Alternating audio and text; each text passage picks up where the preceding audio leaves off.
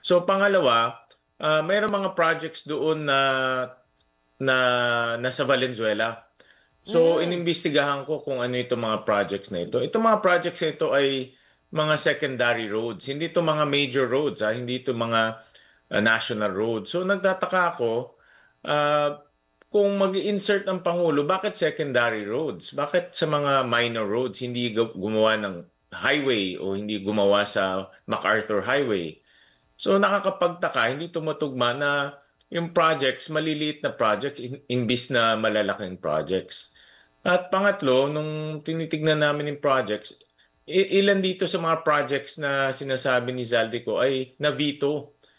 So Opo. nakakapagtaka kung sinasabing si Presidente ang nagpasok nito, bakit vinito rin ni Presidente? 'Di ba? So pinasok niya yung project pero vivito niya rin pala yung project. So hindi nagtutugma yung kanyang mga sinasabi. Opo. Hindi ba pwede, sir, na baka kasi may makaisip, although sige, hindi niya siningit sa NEP, hindi ba pwedeng pinahabol niya during the last part na, during the bicameral conference committee? Kasi kung maghahabol ka ng project, dapat mga major projects ito. Ito yung Mm. mga, let's say, talagang national importance. Siguro mga airport or seaports.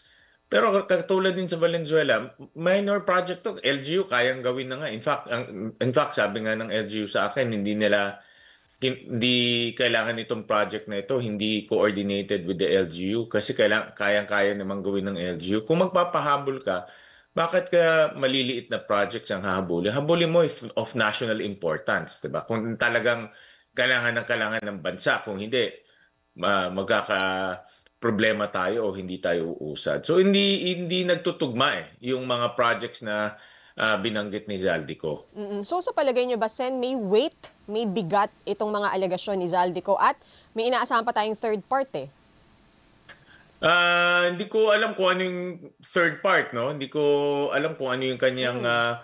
ilalabas pa. Pero so far, base doon sa mga nakita kong project at base sa pag-analisa ko, hindi nagtutugma yung mga revelations niya.